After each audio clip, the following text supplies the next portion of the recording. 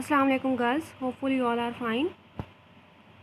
We have started studying lesson number 7, the use of force. William Carlos Williams, you know, William Carlos Williams has written this short story, The Use of Force.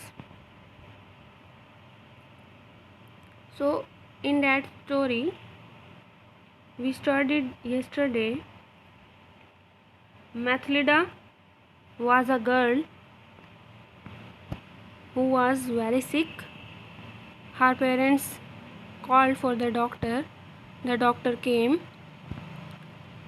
and he tried to examine her throat, but she was not opening her mouth.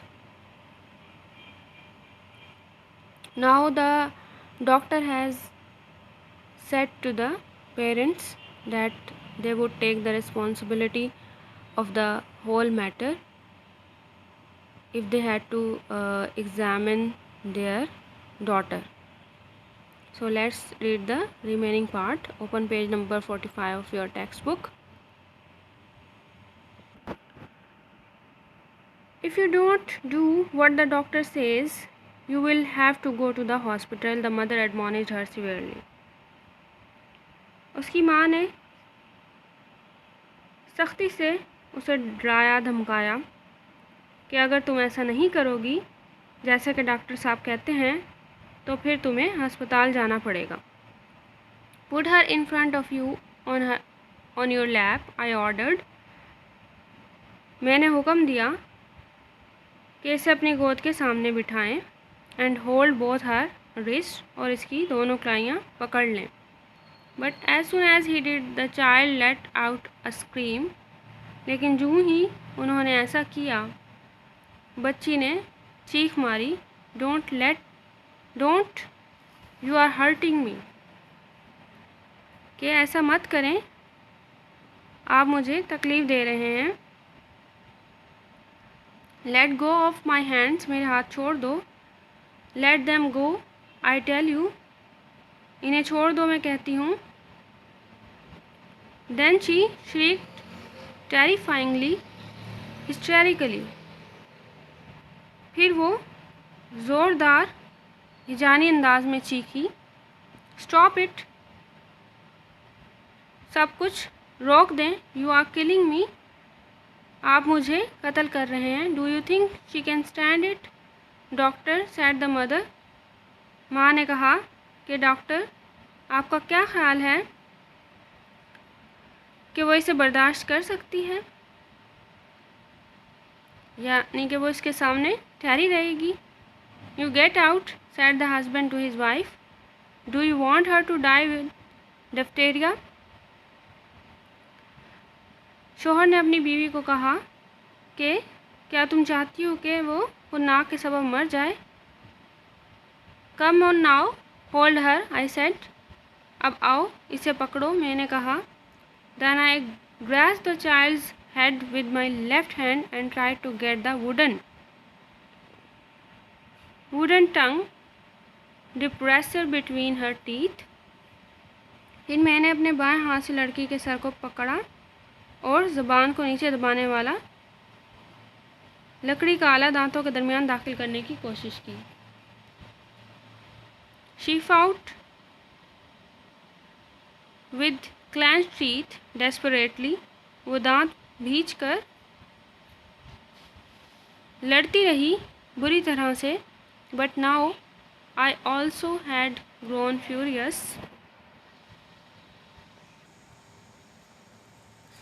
लेकिन अब तक मैं भी बच्ची पर गज़बनाक हो चुका था. I tried to hold myself. मैंने खुद पर काबू पाने की कोशिश की. But I couldn't, लेकिन मैं ना कर सका. I know how to expose a throat for inspection. मायना करने के लिए गला कैसे खुलवाते हैं मैं अच्छे से जानता था. And I did my best, और मैंने अपनी पूरी कोशिश की.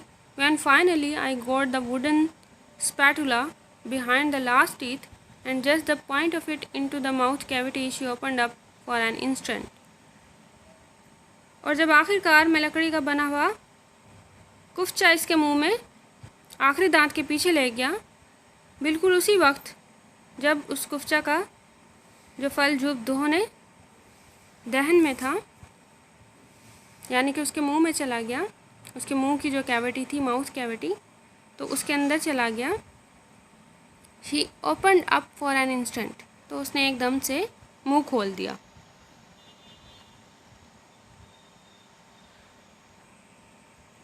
But before I could see anything she came down again, लेकिन इससे पहले कि मैं कुछ देख सकता,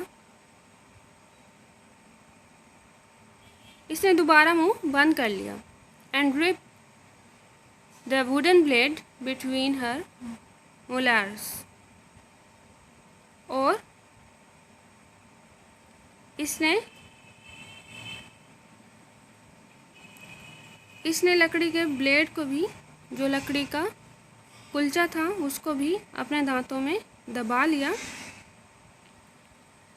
और मुंह बंद कर लिया। She reduced it to the splinters before I could get it out again. इससे पहले कि मैं इसे दोबारा बाहर निकाल लेता, उसने उसे चबाकर टुकड़ों में तब्दील कर दिया। Aren't you ashamed? क्या तुम्हें शर्मिंदगी नहीं है? The mother yelled at her. Mother उस पर चीखी। Aren't you ashamed to act like that in front of the doctor? क्या तुम्हें शर्मिंदगी नहीं है कि तुम इस तरह का रवैया दिखा रही हो डॉक्टर के सामने?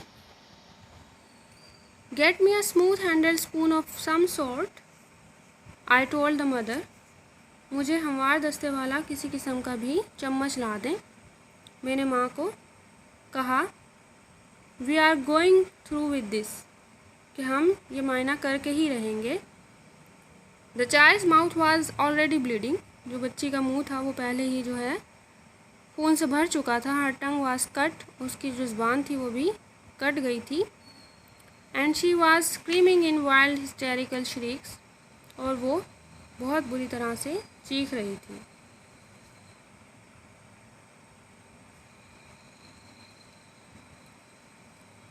Perhaps I should have desisted and come back in an hour or more. कि शायद मुझे रुक जाना चाहिए था, 1-2 घंटे बाद वापस आ जाना चाहिए था, बेशक बेहतर यही होता।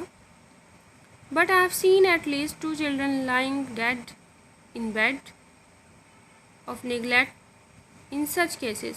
लेकिन मैं देख चुका था कम से कम ऐसे 2 सूरत हाल जिसमें 2 बच्चे जो थे वो बेहतियाती के सबब जो है मौत के मुंह में चले गए थे। And feeling that I must get a diagnosis now, और ये महसूस करते हुए कि अब नाउ और never I went at it again, कि अब किसी भी सूरत में मुझे तशखीस करनी चाहिए, अब या फिर कभी नहीं वाले मानों में।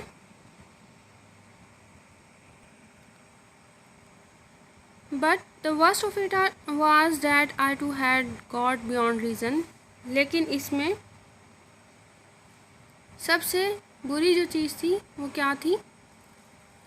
वो ये थी कि मैं भी अकल का दामन छोड़ चुका था। I could have torn the child apart in my own fury and enjoyed it. कि मैं अपने शदीद गुस्से के बाइस बच्चे को टुकड़े टुकड़े कर सकता था और यहाँ तक कि ऐसा करके लुत्फ़ उठा सकता था। It was a pleasure to attack her, कि उस पर हमला करना मेरे लिए बायस मुसरत था। My face was burning with it, और मेरे चेहरे पर गुस्सा था बहुत ज़्यादा और वो गुस्से की वजह से जल रहा था। In the final unreasoning assault, I overpowered the child's neck and jaws. कि जो खिलाफ अकल अमल में जो कर रहा था, इसमें मैंने बच्ची की गर्दन और जबड़े को दबोच लिया। I forced the heavy silver spoon back of her teeth and down her throat till she gagged. मैंने ज़बरदस्ती चांदी का भारी चम्मच इसके दांतों में दांतों में जो हलक था उधर ठूंस दिया, दांतों के पीछे जो हलक था उसका उसमें ठूंस दिया। And there it was both tonsils covered with membrane, और यहाँ पर क्या था, शी गैग्ड, गैग्ड मीन्स उबकाई आना। सो उसने यहाँ क्या किया कि उसने देखा कि उसके जो टॉन्सिल्स थे, उसके गले जो थे वो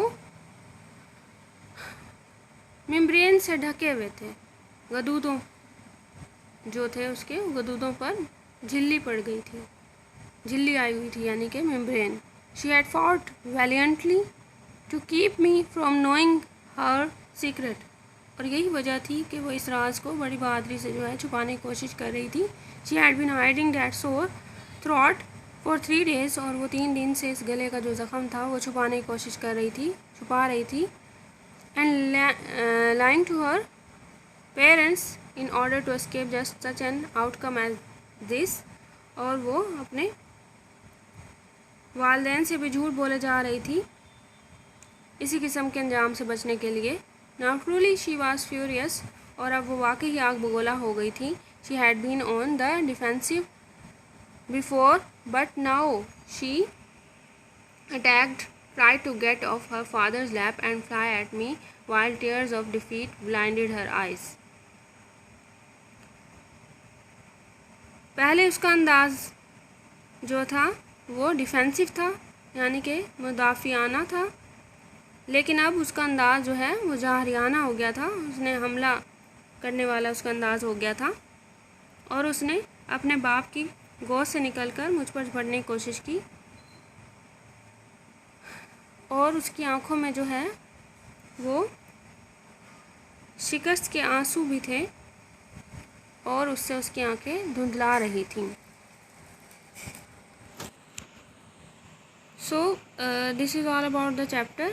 Means now the doctor has examined what the problem was actually, now as he has examined, he can start his treatment. So now you can see that the problem has been resolved. This is the end of the story. What you have to do, you have to study this short story from the point of view of translation, from the point of view of MCQs, and also you have to focus on punctuation. Some difficult words are given here to you. You have to see the meanings of these difficult words. You also have to see the synonyms of these words. Right? We'll do exercise tomorrow, inshallah. Take care. Thank you. Allah Hafiz.